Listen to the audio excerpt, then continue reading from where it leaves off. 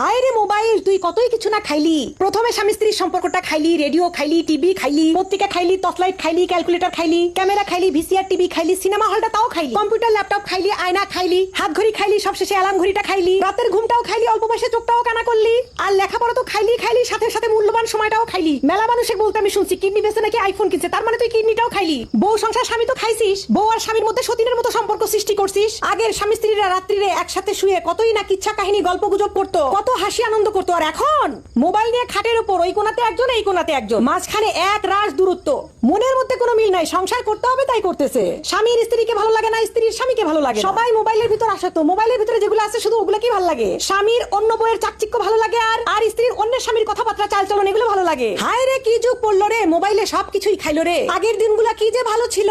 আগে স্বামী স্ত্রীর সম্পর্ক দেখলে বুক ভরে যেত। আমাদের নানি দাদিরা যে আছে তাদের ভালোবাসা দেখলে এখনো মনটা ভরে যায়। আর আমাদের মধ্যে খালি মারামারি, ফাটাফাটি, গন্ডগোল, খোসাখুসি, এগুলো ছাড়া আর কোনো কিছুই নাই। এর একমাত্র কারণই হচ্ছে ওই সর্বনাশা মোবাইল। ওই মোবাইলেই সর্বনাশটা করলো। এই যে আগে স্বামীরা কাজে থেকে আসলে